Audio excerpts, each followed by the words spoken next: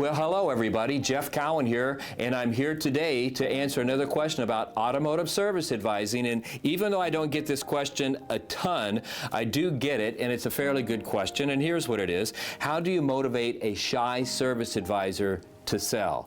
Well, the first piece of advice I'd give you in this area is to simply not hire a shy service advisor. For crying out loud, the job is a job where you're paid to communicate with other people.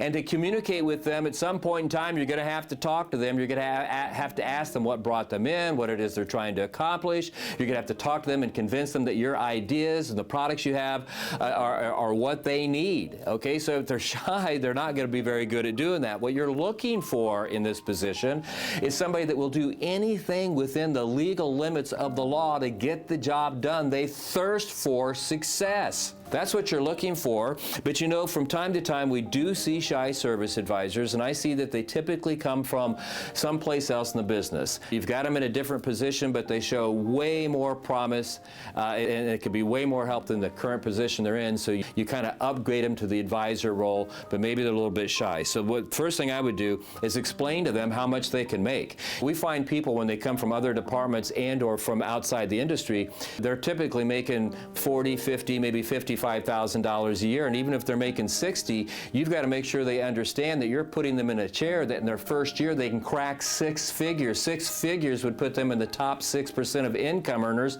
in the United States of America. They're sitting in a chair, you're putting them in a chair where it's not uncommon at all to make $150,000 a year or more. I mean, those are real numbers that happen, so explain to them what's at stake. Get them excited about making the money by setting goals with them, and not just setting goals on the business goals, because those are important, but set personal goals. Show them with that type of income the lifestyle they can have, the things they can acquire, the things they can do, how much better their life's going to be. I mean, goals are extremely important to everybody that's in sales, but they seem to be more important to people that are new to sales and people that are just starting out and that are maybe a little bit shy, because it's many times goals will, and it still does it for me today. I've been doing this my whole life.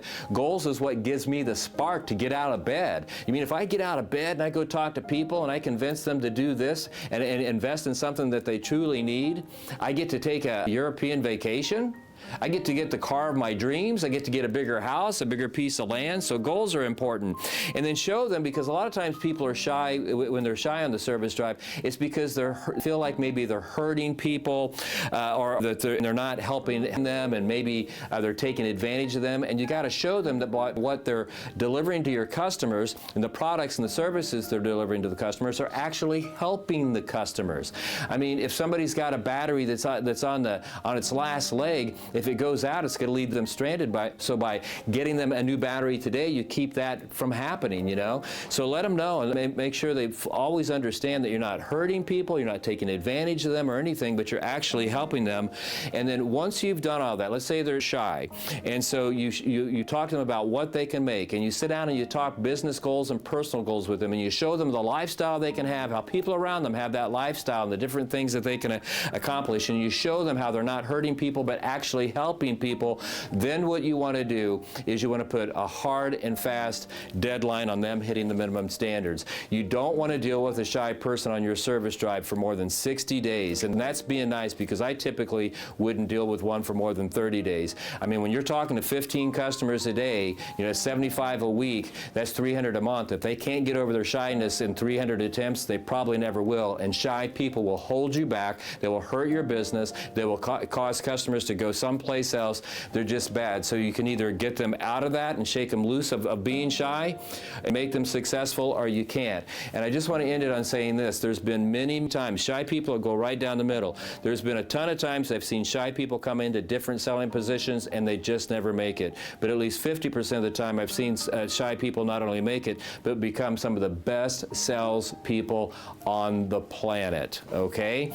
So that's my thoughts on how to motivate a shy service advisor, how to sell. If you have any more questions on that, you can always reach out to me, and I'd be more than happy to talk to you about it to any length and any depth that you like. And until next time, this is Jeff Cowan signing off. Take care.